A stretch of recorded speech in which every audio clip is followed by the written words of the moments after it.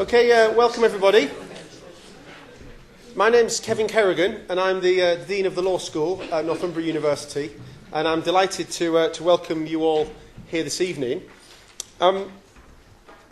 It's my pleasure to introduce to you Lucy Scott-Moncrieff to the Law School. She's about to deliver the fourth of our Eldon lecture series, and you may already have one of the leaflets, but if you don't, one of the booklets. If you don't, there are plenty outside, and you'll see there are many delights to come throughout the rest of this academic year. But on to this evening's talk. Lucy will speak for around... Less than an hour. 50 minutes, say? Less than an hour. And after that, there will be an opportunity to ask questions, if you would like to, at the end. And after questions, there will be light refreshments served outside, including wine, for those of you who are rather thirsty, in the foyer. Now, Lucy is a mental health and human rights lawyer, and she's the managing partner at Scott-Moncrieff, Harbour and Sinclair, which is a virtual law firm that specialises in representing detained patients, life sentence prisoners and young people. Lucy's had a long connection with the Law Society through her 25-year membership of the Mental Health and Disability Committee. Lucy also sits on the Society's Regulatory Affairs Board, Access to Justice and Education and Training Committees. She's currently the Vice President of the Law Society of England and Wales, and next year she will become the President. So that's an extra reason why we're very delighted to have her here this evening. Lucy also sits as Mental Health Tribunal Judge, and in 2005 she won the coveted award of Mental Health Legal Aid Lawyer of the Year. She's an acknowledged leader in her field. More recently, Lucy won the Association of Women Solicitors Award for Best Manager of a Legal Aid Practice. So, with all that optimistic talk, I'm about to introduce perhaps a pessimistic lecture, but we shall see. It now gives me great pleasure to welcome Lucy Scott-Moncrieff to tell us what we shall do without legal aid. Lucy.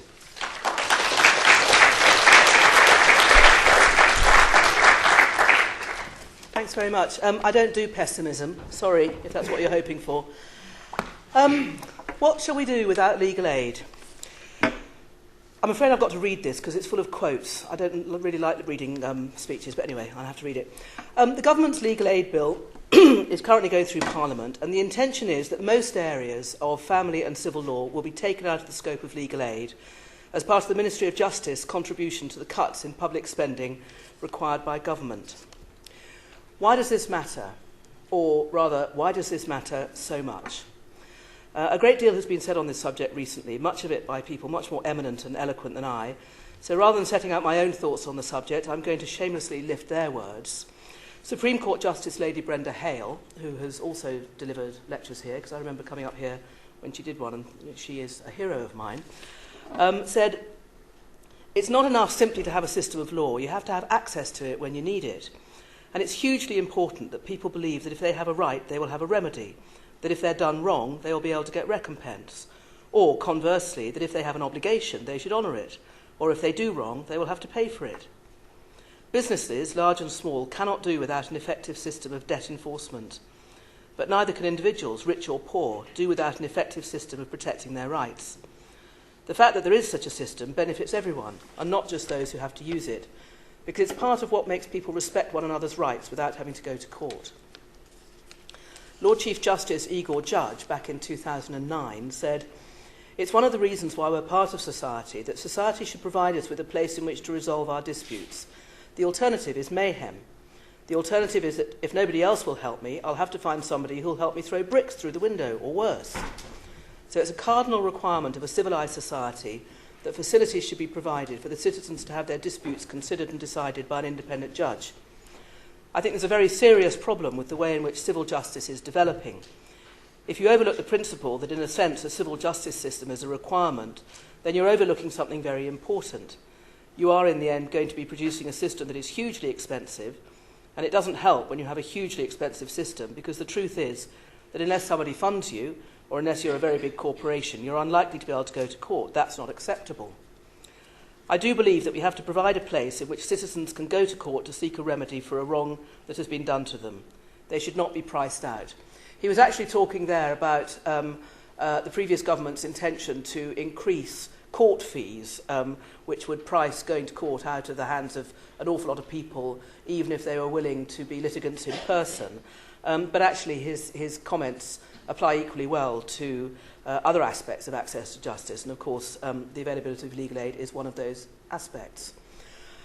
The late, great Lord Bingham put it in his book called The Rule of Law, which I would recommend to all of you. It's fantastic and very easy. All persons and authorities, this is his definition of the rule of law, all persons and authorities within the state, whether public or private, should be bound by and entitled to the benefits of laws publicly made, taking effect, generally in the future, and publicly administered in the courts. So that's access to the courts. But access to the courts is only half the story. And for those of you who are in your fourth year of your combined degree at LPC, you know exactly what I'm talking about.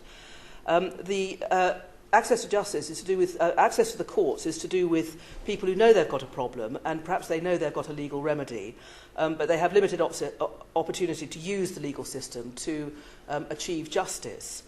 But the other part of the story concerns people who may not realise that their problem has a legal remedy, who have a whole tangle of issues affecting their lives which need to be unpicked to understand what solutions are possible, which may or may not be legal solutions.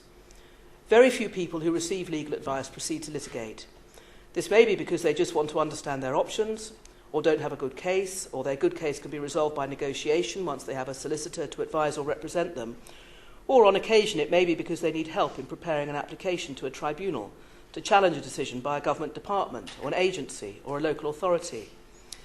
As Lady Justice Hale has said, cases which can have outcomes which the government defines as serious, such as homelessness, domestic violence, loss of liberty, discrimination, human rights issues and abuse of power by the state, will remain in scope, while other kinds of housing case, debts, welfare benefit, employment, immigration, education, and most family breakdown will come out.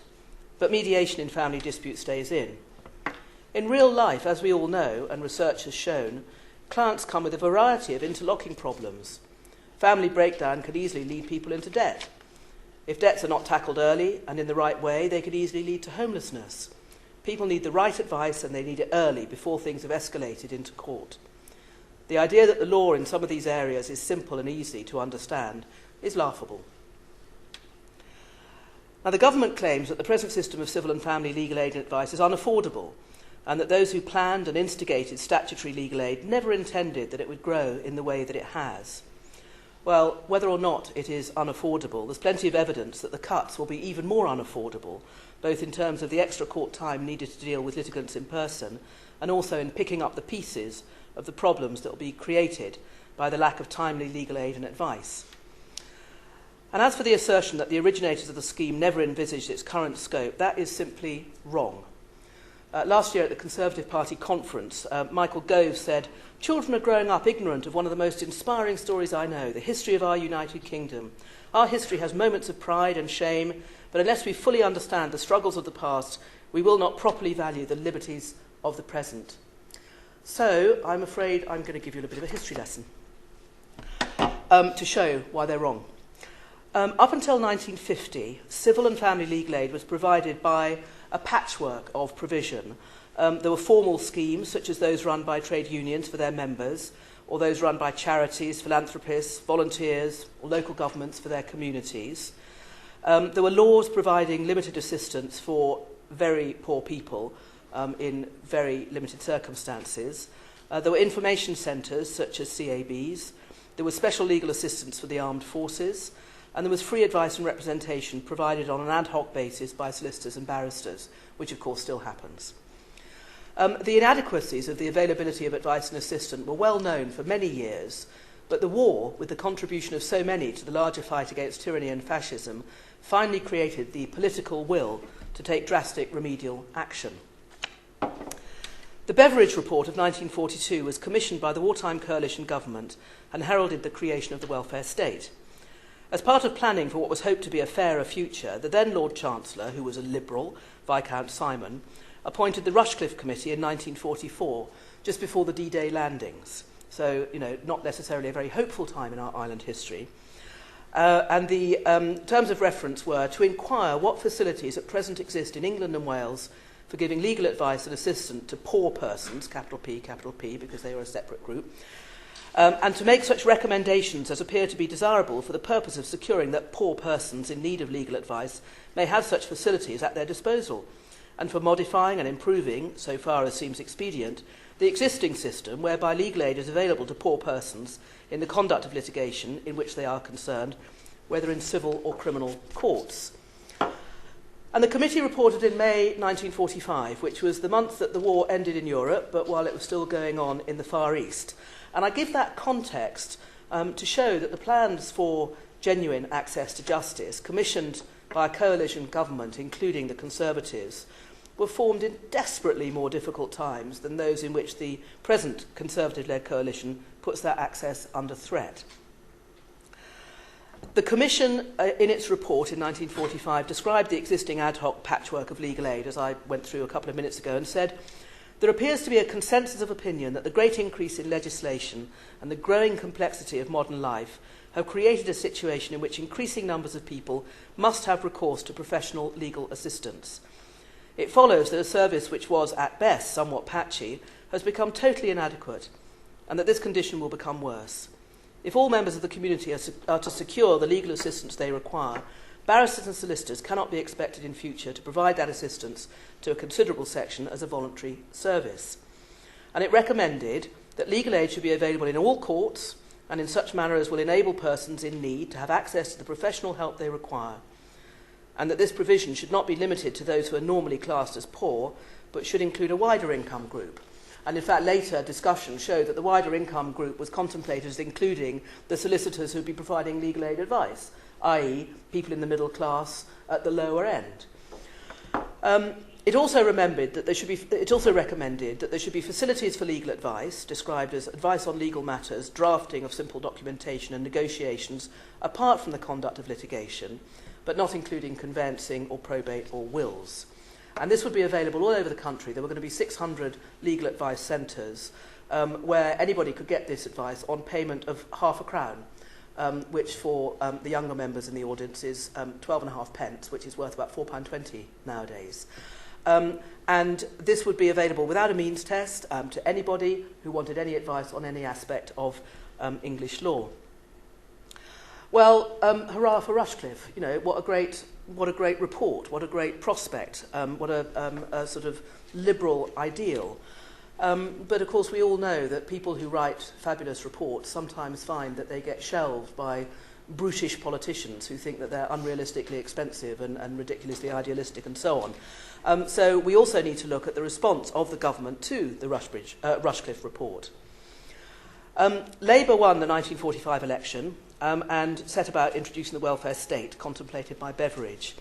And there was a series of acts. There was the new towns, creation of new towns, nationalising coal, education reform, welfare benefits reform, creating the NHS, and then on a slightly sort of smaller scale, before getting to legal aid, there was the Naval Forces enforcement of maintenance liabilities, those sailors, and the Civic Restaurants Acts of 1947. I don't know what the Civic Restaurants Act of 1947 can have been about, but also the Judges' Pensions, India and Burma Act 1948.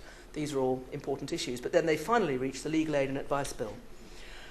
And the bill included almost all of the recommendations of the Rushcliffe Committee and actually increased the recommended financial eligibility limits. I've read the debate of the second reading of the bill in the House of Commons on the 15th of December 1948, and it's very stirring stuff. And it bears some similarity to the second reading of the current legal aid bill in the House of Lords on 21st November this year, in that both were long. The 1948 debate went on for about 7 hours, and the debate in the House of Lords last month went on for about 8 hours. And in both, the contributions of those speaking were unanimous. In 1948, unanimously in favour of the legal aid bill, and in 2011, unanimously against the proposed cuts. So hurrah for the House of Lords.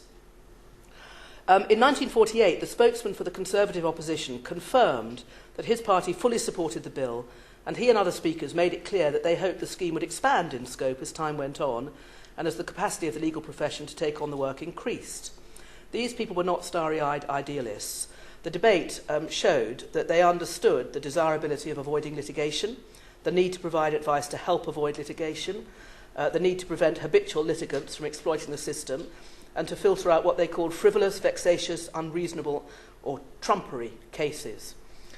Some of you may remember Tom Dreiberg, the journalist, Labour MP, and I suppose fairly called a controversialist. And he approvingly quoted Hazlitt's comment that the only thing that gave him any respect for the House of Lords was the contempt felt there for lawyers. But he went on to commend the bill on the ground that it was not a lawyer's bill, but a consumer's bill, introduced for the benefit of the vast mass of the people, working class and middle class, or at least for that considerable minority of them who unfortunately get, as we always unkindly put it, into the hands of lawyers. So compare this generous goal, which was made at a time when, adjusting for inflation, our national debt was 5 times what it is now, with the meagre and diminished vision of the government that legal aid be limited to cases where a person's life or liberty is at stake, where they are at risk of serious physical harm, where they face immediate loss of their home, or in cases where children may be taken into care. What a come down from those early days. What a weak notion of access to justice. The government claims that advice agencies and mediation will fill the gaps. Well, that wasn't enough before, and it won't be enough now, because both the law and life itself are infinitely more complicated than they were then. I have to say that although the Act was passed, shortly after it was passed, there was a devaluation, and therefore a lot of plans went out the window, and the initial introduction of legal aid was quite limited in that the advice scheme, the general advice scheme, was mothballed, and civil legal aid was more or less limited to cases in the High Court. But cross-party support for extending the scheme continued long after the end of the wartime coalition. In 1951, Lord Jowett, who was Labour's Lord Chancellor, wrote, "It was a source of great personal regret to me that the whole scheme could not be put into effect immediately, owing to the financial crisis, and that the provision of an overall system of legal advice for the first time in our history had to be postponed. For me, the planning of the new scheme has been a source of great pleasure, owing to the happy and fruitful association it has led to with the Law Society and the General Council of the Bar. Both the government and the 2 legal professions have worked together as a team with the one aim of making a scheme of which the country may be proud." Well, happy days. The 1955 Conservative Manifesto said, "Justice between citizen and justice between citizen and state must be upheld and strengthened." The Conservative Party regretted that economic difficulties made it necessary for the socialist government to defer indefinitely the operation of important parts of the Legal Aid and Advice Act. We are now preparing to extend legal aid to proceedings in the county court, and also intend, during the life of the next Parliament, to introduce the comprehensive scheme for legal advice. However, despite these well-intentioned words, the introduction of the comprehensive legal advice scheme had to wait for a much later administration. When we had the response to the autumn statement by George Osborne on the 29th of November, the general opinion appeared to be that we were heading for the longest period of falling living standards since records began in the 19th century. And currently the record for this dismal achievement of the worst drop in living standards is held by the 1970s. So if we go back nearly 40 years to 1972, we had a Conservative government, high inflation, high oil prices, a government pay and prices freeze, because that was the days when government thought that they could control the markets, and 2 states of emergency in response to strikes by miners and dockers. But we also had the Legal Aid and Assistance Act, which finally realised the ambition to bring in general advice on all matters of English law for all eligible people. And the Act was brought in by the Conservative Lord Chancellor, Lord Hailsham, who, those of you who can remember him, was no bleeding heart liberal, not he. And actually, he had also spoken in favour of the legal Aid Act of 1949. And in that speech, I just think this is so great. It may not be exactly on the point, but I think you need to hear it. So in 1949, I hope that no one will ever come to think that by the introduction of schemes of this kind, litigation can ever be made a good thing. It is, in its nature, an evil, and a concession which we make to the follies and wickedness of mankind. It can never be anything else. It can never be other than something that we would wish to avoid, even though we make the courts open to rich and poor alike. It is not only important to realise that litigation is an evil, it is also important to realise that neither speed, nor cheapness, nor universality are the ultimate ends of litigation. The ultimate end is justice, and the only foundation for a scheme of this kind, or of any scheme for the improvement of litigation, can be founded is the knowledge that justice, when it comes, will be the best and nearest approach to the truth and to the right assessment of liability that human wisdom and skill can give. Nothing short of that will give prestige or respect to a system of litigation or dispensation of justice in any country. It's great stuff, really, isn't it? Ken Clarke, his successor, somewhere down the line, our current Lord Chancellor, describes the current legal aid scheme as bloated. However, since the passing of the 1949 Act, the cost of civil and family legal aid, allowing for inflation, has gone up by about 500%, whereas over more or less the same period, the cost of the NHS has gone up by more than 1,000%. And of course, it would be great if we didn't need legal aid, just like it would be great if we didn't need the NHS. But cutting availability doesn't make the need go away in either case. So, what should we do without legal aid? I'm going to address this from the point of view of three different groups of people. Firstly, the people who need it. Secondly, the lawyers who currently provide it. And thirdly, the politicians in power who are taking it away. So in relation to the people, there will certainly still be advice available from advice agencies and the volunteers and salaried staff who work in them. And some of those people will be lawyers. And if we take the CABs, they're a good example. They have volunteers who do excellent work, and they have a sort of ratio of qualified lawyers who can take on the more complex cases or who can supervise the volunteers. But they themselves are under great financial pressure, and they're not going to be able to deal with greater demand. And this will apply even if many more people are willing to volunteer their time, because legal advice, as you know, has to be accurate if it's going to be of any value whatsoever. And when legal advice is provided by unqualified or inexperienced volunteers, it has to be closely supervised by experienced lawyers who, under the present arrangement, are salaried. They're not volunteers themselves. And the supervision and training is intended to ensure that when somebody seeks help, somebody seeking help has a complex problem or problems beyond the ability of the advice service to help with, this is recognised and the person is referred to an expert who's likely to be a legal aid solicitor. But actually soon, in whole swathes of the law, there are not going to be any legal aid solicitors because there's not going to be any work for them to do. And in some areas, such as welfare benefits, there are going to be very few solicitors at all because there's no private work in welfare benefits. Clinics like yours that provide pro bono welfare benefits work are going to be beacons in a wilderness because there's not going to be people in the high street doing welfare benefits work. They're not going to get paid for it, and they've got to make a living. So, a great deal of expertise is going to get lost. Mediation. Mediation is, of course, a good thing in principle, particularly when one contemplates the risks and horrors of litigation as outlined by Lord Hailsham. And a lot of people already use mediation, and no doubt more people will use mediation. But mediation is not a panacea, and it won't be suitable to replace legal aid in many cases. In the Lords' debate, it was pointed out that the criteria for domestic violence are now so narrow that in many circumstances, even if a perpetrator of domestic violence admits that he's raped a woman, his own admission no longer counts in getting his victim legal aid. This is madness. It's no good asking a woman who's beaten and raped by her partner to use what the Minister describes earlier as less adversarial means to resolve disputes. Not only is it inappropriate to ask a woman to do this, it's adding insult to terrible injury. The National Federation of Women's Institutes, those well-known militants, have written a booklet called Legal Aid is a Lifeline. And what they've said in there is Without access to legal aid, women will stay in abusive relationships. As a result, more women will be killed by violent partners, and there will be an increase in suicides. Now, the government always says that when lawyers talk about, people are going to die because of this, or when doctors do, shroud waving, blah, blah, blah. This is the Women's Institute saying this. They're not shroud waving. They know what they're talking about. Without access to legal aid, women will be forced to negotiate with the perpetrator, which will compromise their safety. The financial impact of paying for legal advice will deter women from seeking help.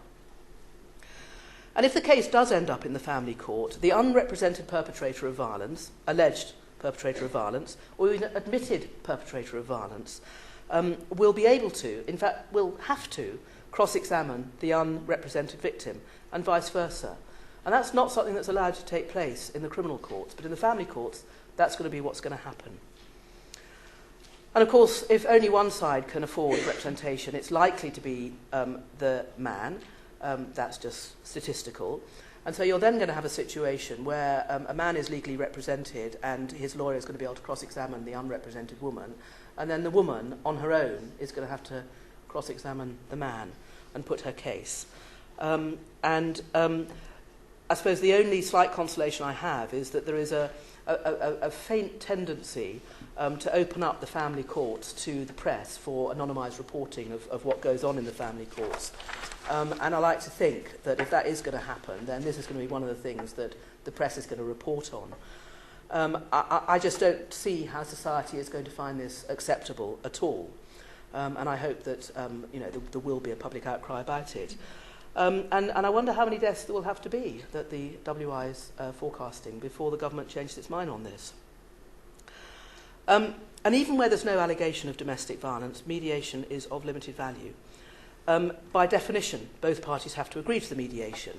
Although there is a small amount of private legal advice still available in family matters where there isn't domestic violence, that's entirely tied to there being mediation. So if mediation isn't on offer or isn't possible, then no legal advice at all is possible. So a woman who wants to understand what the options are should she decide to leave her partner, well, that's sort of way before any mediation would come through. So she gets no legal advice, or at least no legal aid legal advice. She'll have to pay for it. Nor will a father who wants to have access to his children. I was hearing a horrible tale today from somebody that they were contacted by a very young father who was separated from the mother and the child and used to have the child at weekends and Fridays and Mondays and went for the normal sort of pick-up and the mother and child had gone and he discovered they'd moved away because she'd gone to join her new partner somewhere else. There's no mediation there available for him. He gets nothing. He will not be entitled to any legal advice at all on what to do, let alone someone to help him in court. But he won't even be entitled to legal advice. And that is shocking. And dealing with the consequences of relationship breakdown and the need to provide for children has been at the absolute heart of legal aid since long before the 1949 Act. And when the Act had to be limited, it was matrimonial law and the care of children and provision for children that was protected. What on earth would those people, those governments, those politicians make of this decision now, after all this time, to take legal aid and advice away from people where we all know that relationship breakdown is commonplace, and we all know that if it's not handled well, the children will suffer far more than would otherwise be the case. How can they take legal aid away in those circumstances, legal advice that would make it easier for people to survive those experiences? Clinical negligence.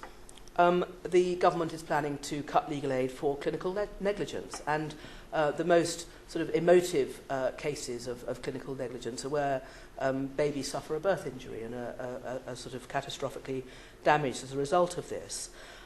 These are very complex cases. These are not cases where mediation has anything to offer in terms of causation, and it seems to have very little to offer in terms of possible compensation, because after all, the compensation is there to provide for the child. Well, that's not a matter to be mediated, that's a matter to be evaluated. The government says that no win, no fee will step into the breach. I'm not a clin neg lawyer, so I can't say for definite that's wrong. But all the clin neg lawyers that I know say, no, that won't happen. These cases take a very long time to come to court. They're very expensive to run because you need to get very detailed expert reports and so on. On no win, no fee, the lawyer would have to bear all those costs for years. And it can take a long time to identify causation if a child has suffered a birth injury.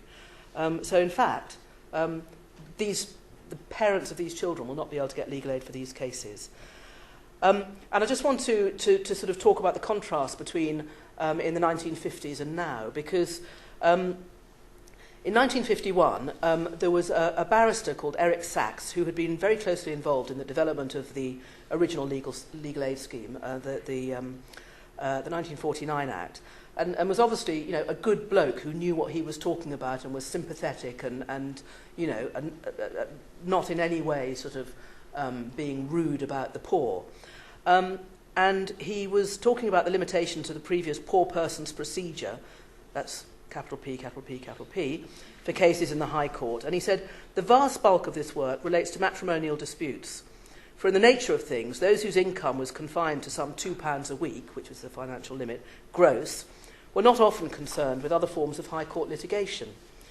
And I think that displays, I'm sure he was right when he said that, but I think that shows that at that time it was sort of unimaginable to think that a poor person with a big or small p would sue a doctor or a midwife for negligence resulting in a disability of their child.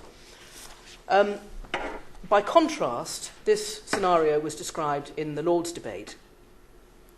The reality for a parent who has given birth to a child who suffered significant injuries as a consequence of medical negligence is very grim. They must learn to come to terms with the consequences of the alleged negligence in terms of their baby's ability to function.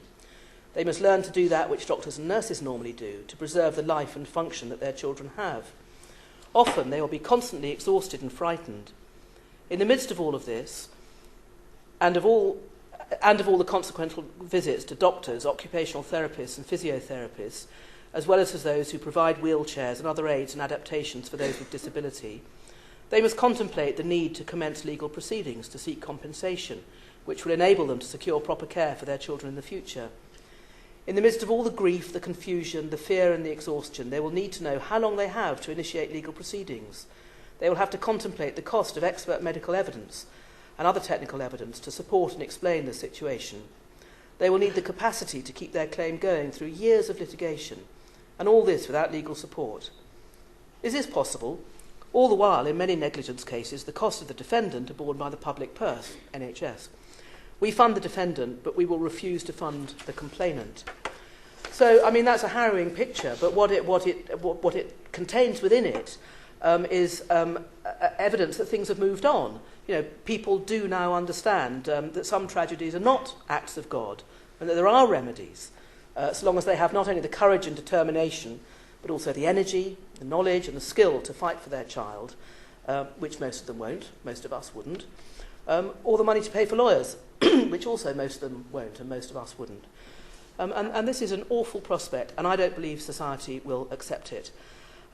Stoicism in the face of adversity and ill fortune is admirable, but the idea that families or the public generally will accept that disabled children's needs to be sacrificed in the interest of reducing the deficit is fanciful. And I believe that even those newspapers which campaign so furiously against the compensation culture are unlikely to accept this one.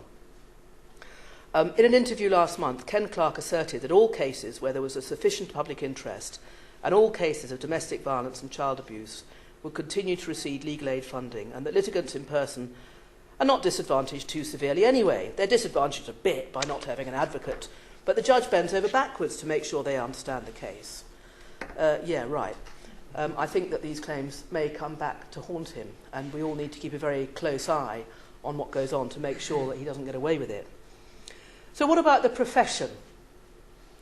Well, last month, in the same interview, Ken Clarke, in his typically robust fashion, which it's hard not to like, characterised the profession's response to the cuts as follows.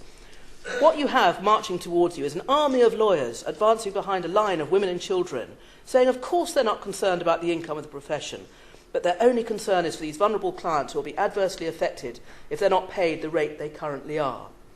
And he went on to imply that he knew what he was talking about because he's a barrister.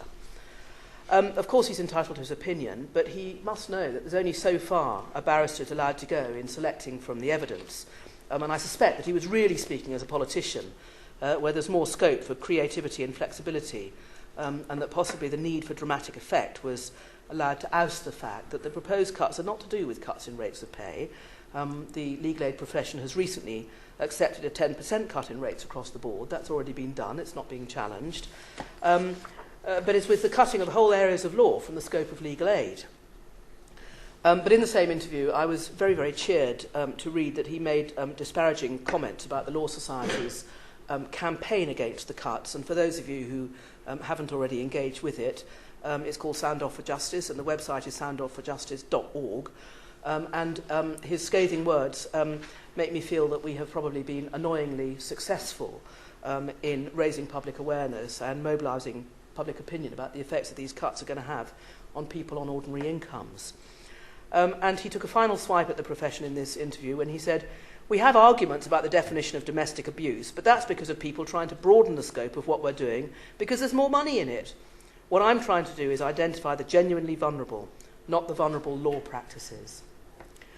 Well, I don't know whether he's talking about solicitors or the bar, and I can't speak for the bar, save to say that I know many barristers about whom his remarks are mere calumny. They are great believers and supporters of access to justice. But I'm on firmer ground when speaking about legal aid solicitors because I've been one since I qualified. I own a firm which still does mainly legal aid work.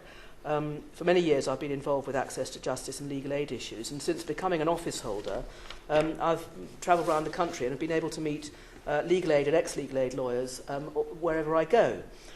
And I know that most legal aid solicitors are willing to continue doing this work as long as they're allowed to do so. Not for the money, because that would be a little bit perverse, but for their commitment to their clients and their communities.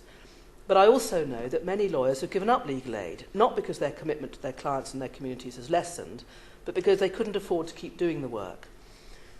And when I talk to those solicitors from the firms that used to do legal aid, they tell me that they really regretted having to give it up, but it was the best thing that could have happened to them, and they couldn't imagine going back to it, to the strain, the bureaucracy, the exhaustion, and the lack of respect from government and the press. Their belief in the importance of the work, the gratitude of their clients, and their dogged refusal to give up kept them going until it was impossible to go on. But now that they'd stopped and found other sources of reasonably paid work for appreciative clients, there was no way they would return to legal aid. And I reckon that's what will happen to the many solicitors who have to leave legal aid as a result of these cuts. It'll be a wrench, and there will be some pain, quite a lot of pain in some cases, as we adjust to new work. And there will be casualties who the Law Society will do their best to help and support. But most of us will survive, because we are almost by definition a particularly hardy, optimistic, resilient and creative bunch to have lasted this long. And one thing we know that legal aid lawyers do very well is provide good quality advice and representation at low cost. We've been doing it for years. That's what legal aid is all about. And it seems to me that what's very likely is that many legal aid lawyers will find ways of packaging their services so as to tap into the unmet needs of those who are currently not eligible for legal aid, but they're nervous of seeking help from solicitors because of a fear of the cost. There's this sort of imagination that as soon as you step over the door of a solicitor's firm, they'll pick you up by the ankles, shake all the money out of your pockets, and then send you out again, and then send you a bill for having done that. And this, which is why an awful lot of people don't go to solicitors. But one of the things that we are going to have to do as a profession, not just because of legal aid cuts, but because of the increasing need for our services, is actually to find better ways of showing people that we are affordable, that we're not scary, that we don't despise them, that we want to help, that we have something to offer that they need and that they can afford to pay for. We know that the co-op is already starting to get involved in this kind of work, and good for the co-op. They're going to be solicitors doing this work, There are some very, very good solicitors who are involved in planning the scheme, and they're planning to provide this sort of work with solicitors. And the Law Society has no problem with any way in which solicitors want to do the work, so long as they do it properly. And other firms, other organisations will also be adapting, finding ways to repackage their services so as to provide a really useful service to their local communities. And I think we will also find ways of persuading people who don't realise they've got a problem that solicitors can help with to recognise that they do have a problem that we can help with and that they can afford to be helped.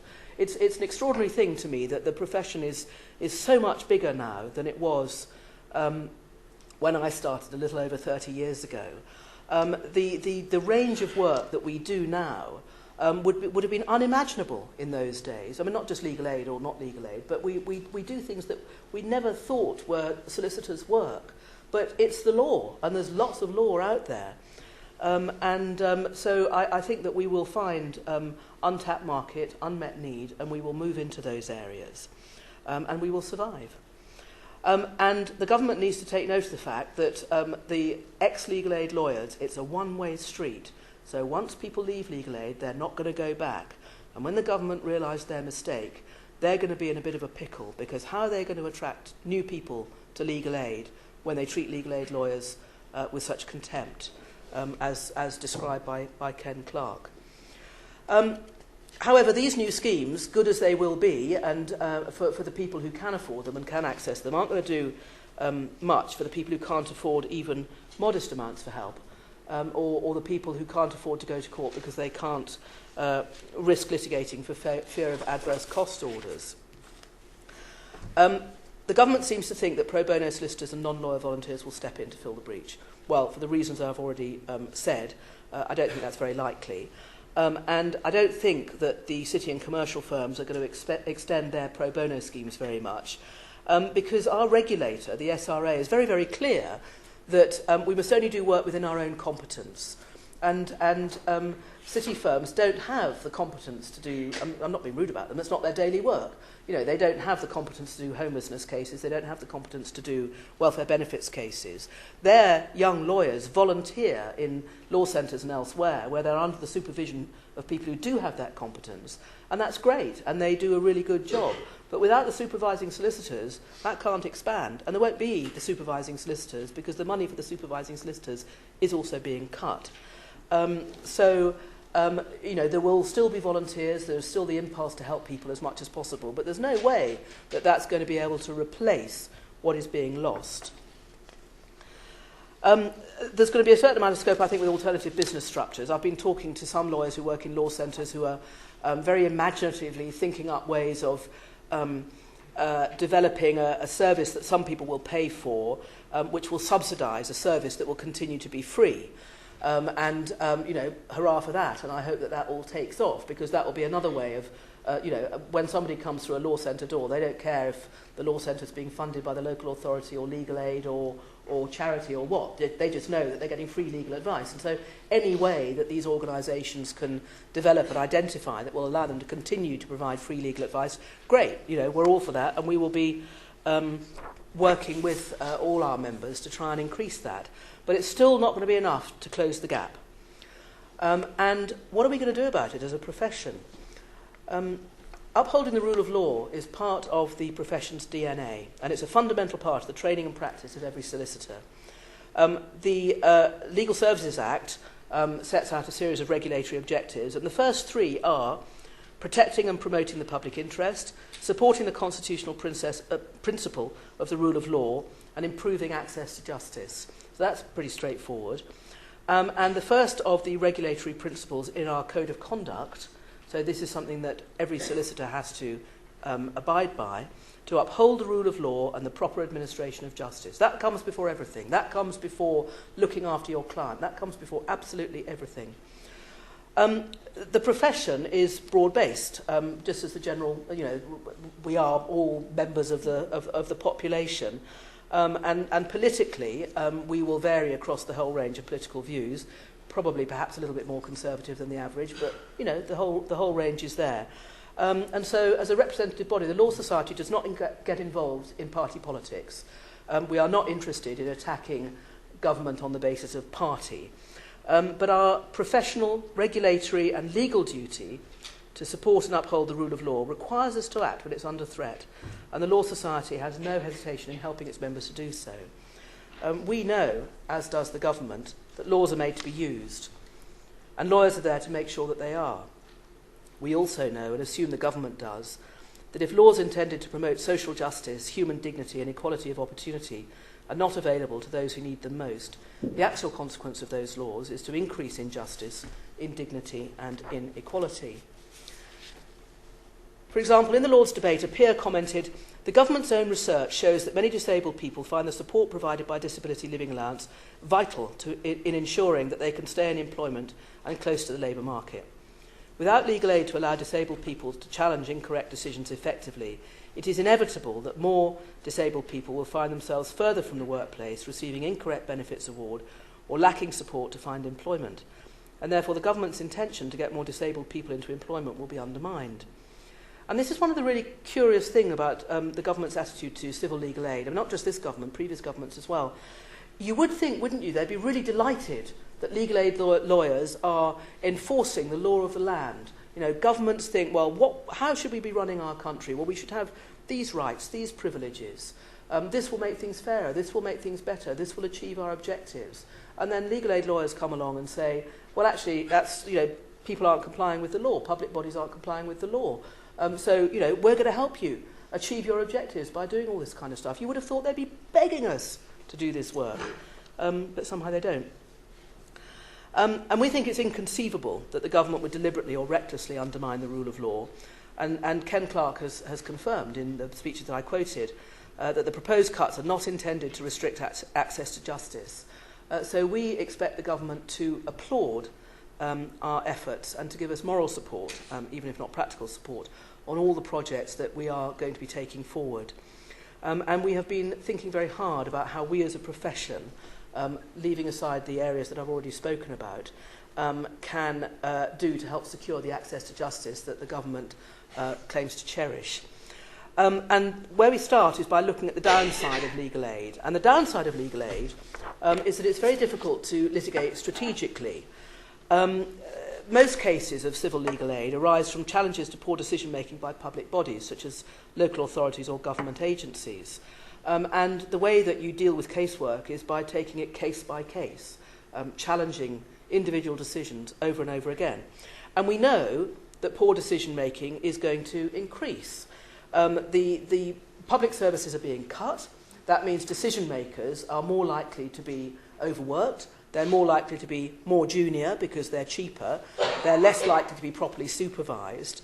And so there are going to be more and more mistakes that are going to need challenging. And no legal advice to help people challenge those mistakes.